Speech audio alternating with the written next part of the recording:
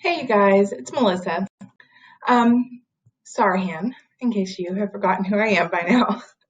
I'm one of the instructors for the Adult Gerontology Acute Care Nurse Practitioner program, and I am going to do a video on acute geriatric conditions. You guys are now in 652, so you've had a little bit of a chance to see the hospital and see some things, and now it's probably become evident to you that a lot of your patients are geriatric and that they do need a special level of care. They are their own special population, just like pediatrics would be.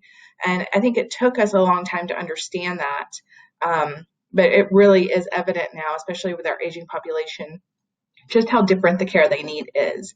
So we're going to concentrate on a little bit of that this afternoon. So acute geriatric conditions. So our objectives for today, we're going to differentiate between common acute conditions and disorders for the complex acute, critical, and chronically ill adult geriatric patient.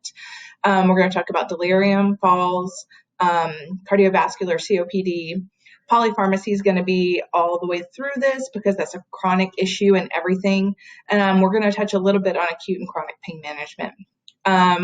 We'll look at some research findings and some different things to analyze delirium and dementia. We'll analyze risk factors, presentation, some assessment and diagnosis, but a lot of presentation, and some of the treatments closer to like what you expect for hospital treatment and what to expect for discharge. We'll develop some care options, discuss the tertiary prevention for acute issues, recommend appropriate environments for the patients as they discharge. This is something I touch on quite a bit. And we'll discuss, some of the DME they need, just briefly.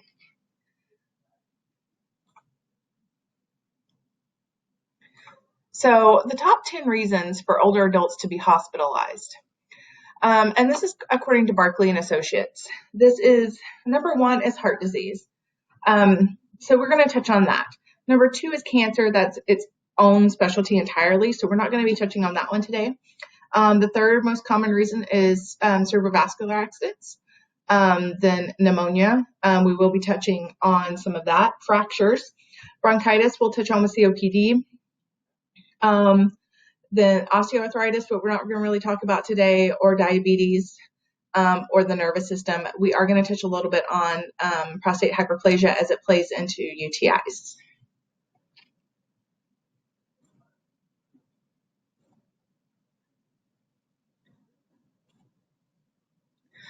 So the key systems most vulnerable to disease in the elderly is probably not super surprising to you.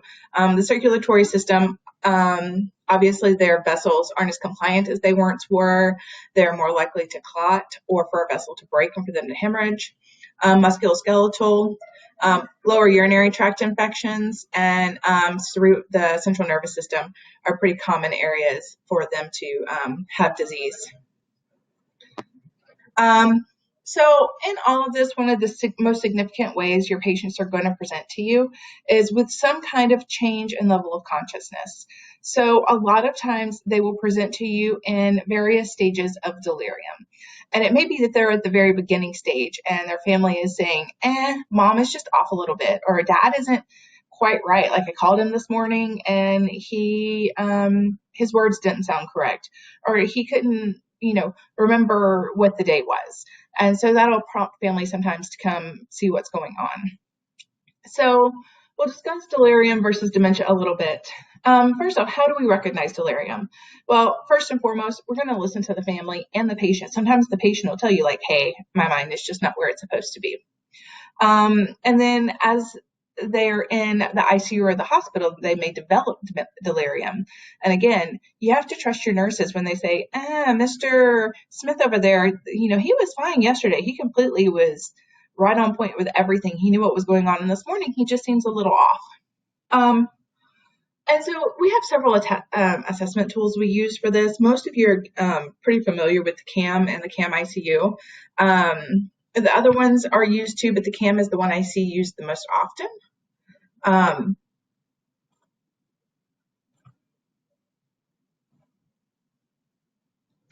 The CAM is the confusion assessment method.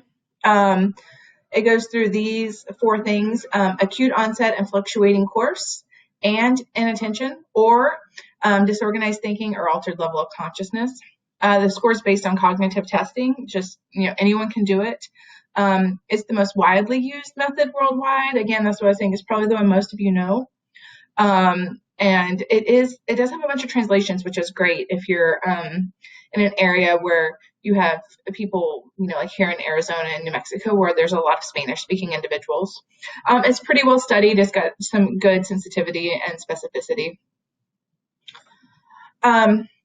One of the things to understand, though, is that, a lot of times we confuse dementia and delirium.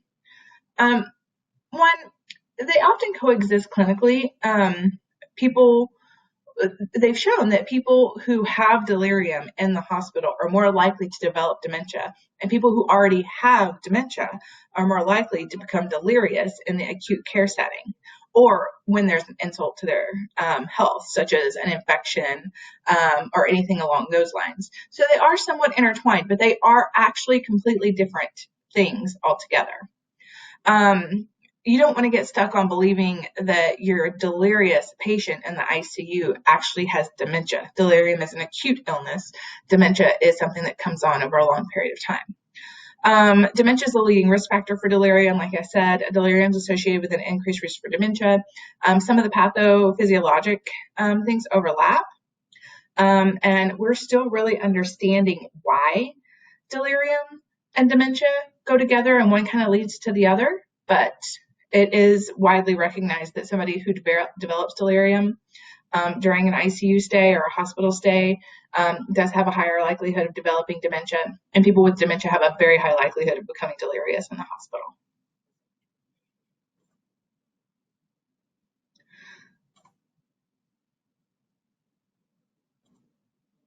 So what are some of the risk factors?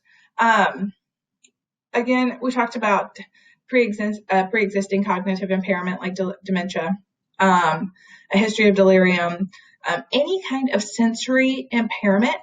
So if they have trouble with vision, if they have trouble with hearing, if they do not feel things because of neuropathy, that is going to make them more vulnerable for that. Of course, any kind of illness, which is what they're in the hospital for, is going to make them more vulnerable. If there's a history of depression, a lot of times if somebody's lost a spouse or something along those lines, they're more likely to develop delirium.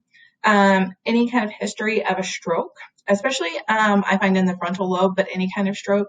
And if they have any kind of history of substance abuse, it lists alcohol abuse here, but a lot of our patients are also chronically on pain management. And if that's adjusted when they come into the hospital, that can put them at a risk factor too. And talking about that, one of the precipitating factors is indeed polypharmacy. Patients come into the hospital and we start changing around their medications, giving them sedatives. If they're a little bit delirious, a lot of times they're more difficult to handle, and we'll find that we're giving them Ativan and things that we really shouldn't be doing. They'll even start giving them antipsychotics, and this actually really just potentiates the problem.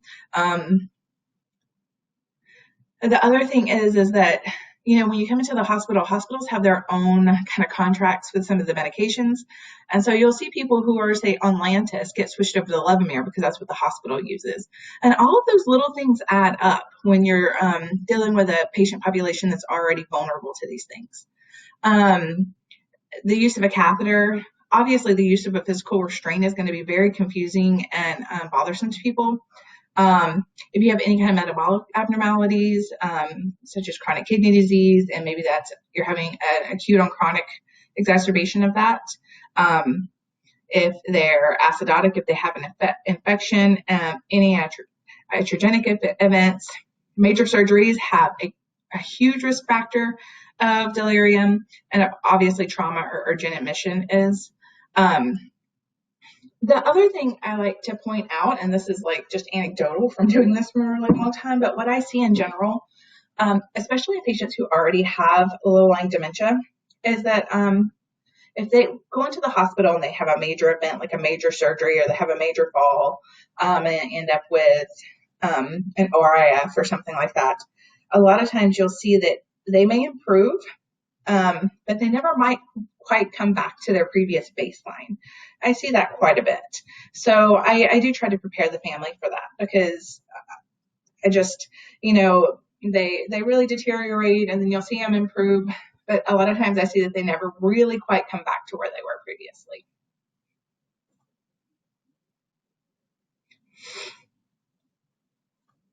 So in general, at the bedside, we want to assess for delirium in older adults, especially those that have dementia and cognitive impairment. Use your CAM screen or whatever it is your hospital uses or that you're familiar with and comfortable with.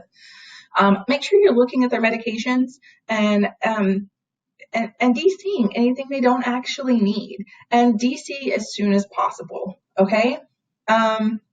Make sure that you're using redirection instead of just Ativan and antipsychotics. Remember your Beers criteria for your pharmacology, the medications that are contraindicated in geriatric patients.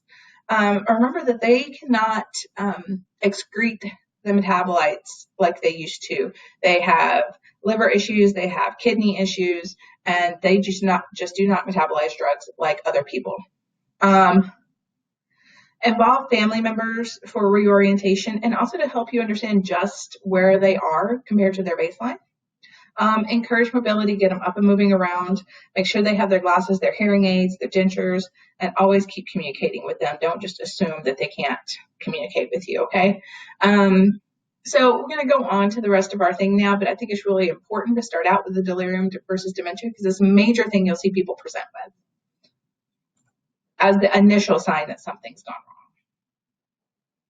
So, heart disease.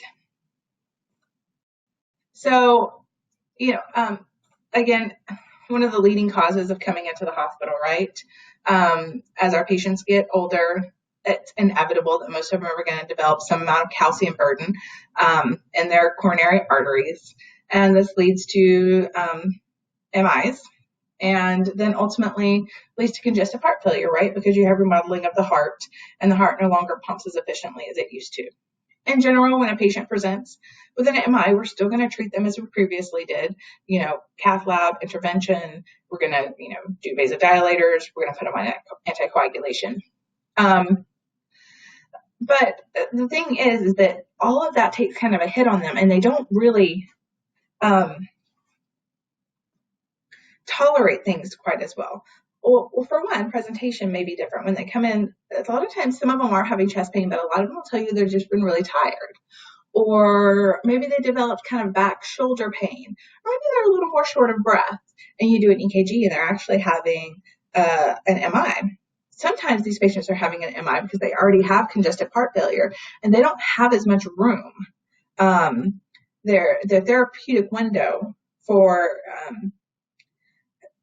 damaging the heart muscle is decreased because they don't have as good a cardiac output. But in general, we do treat them the same. The problem is that they just don't tolerate the treatment quite as well. So, if they have to go to the cath lab and they get stents and then they're on bed rest for a certain amount of time while after they pull the sheath, they don't tolerate that as well. They have back problems. They're in a lot of pain. When we anticoagulate them, they're at a much higher risk for bleeding. Patients who have a polyp in their colon, it may start bleeding, and all of a sudden they're having a very significant GI bleed. In general, they just don't heal quite as well. When it comes to congestive heart failure, a lot of times when they present to you in the setting, they're already going to be really volume overloaded, because what's happened is that they have waited until they're really short of breath, and they've gotten accustomed to living this way, right? Most people in the congestive heart failure scheme of things, you see them as like this, like a funnel almost, like they're in and out of the hospital, and maybe they're only in and out once a year, and then it becomes every 6 months, and then it becomes every, 3 months, and then it becomes every 6 weeks, and then it becomes every week, and all of a sudden they're chronically in and out of the hospital, getting dobutamine and diuresed, and then we send them back out into the world and they come back. Well, there's a lot of reasons for that. Part of it is we give them beta blockers and calcium channel blockers to help prevent remodeling and to help the heart pump better. But they also don't tolerate these things quite as well, because when we give them beta blockers and calcium channel blockers, we essentially take away the heart's compensatory mechanism for just even change in position, right? If you're on metoprolol, 50 milligrams BID, well, your heart rate can no longer get elevated like it normally would for a change in position. It can to a certain extent, but we're certainly dampening its ability to do that. And so as they go from sitting to standing, that heart rate can't bump up to get more blood to the brain. And so they have a tendency to have syncope or fall. They're chronically tired. And so since some of their medications make them feel this way, they sometimes don't realize that they've sort of hit the tipping point until they really can't breathe. I mean, you'll find patients that come into the emergency room and you'll ask them, the very typical question of like, how are you sleeping? Are you sleeping sitting up? And they're like, oh yeah, I've been sleeping up in the recliner for a week. And I was like, oh, well, have you been weighing yourself? Oh yeah, I've gained 20 pounds. And you're thinking, why didn't they come in sooner? Well, A, it just comes on so slowly sometimes that they just don't quite realize until it's too late. Or B, they are so tired of being in and out of the hospital that the thought of coming back in, that they just don't want to do it until they get short of breath. And there's nothing like being able to breathe to get somebody to the ER quickly. Another thing to consider in these patients is that they are high fall risks. Like I said, we've got them on calcium channel blockers, beta blockers, things that cause them to have orthostatic hypotension. And typically they're anticoagulated. Most of them have atrial fibrillation or have had some kind of myocardial infarction, and they're on antiplatelet or anticoagulation. And, we really have to start weighing the risk versus benefit on this with these patients based on their fall risk, because the risk of having a fall and a significant head bleed has to be considered, and you really have to discuss that with the patient and their family. The other thing is to consider, which kind of agent you want to use, one of the novel agents or Coumadin. Well, Coumadin's tried and true, and if you have a valve, that's kind of your only go-to. But if you have the ability to use one of the the newer, more novel agents, consider that. Patients have a really hard time getting in and out to the Coumadin clinics to get their INRs drawn. And just remember that it kind of makes their life a little easier, especially now that more insurance is paying for it and it's becoming a little more affordable for them. Another thing to consider in your congestive heart failure patients is that remember that they're incontinent. And not all of them are incontinent, but a lot of them have a certain level of incontinence, right? And most of these patients are on diuretics.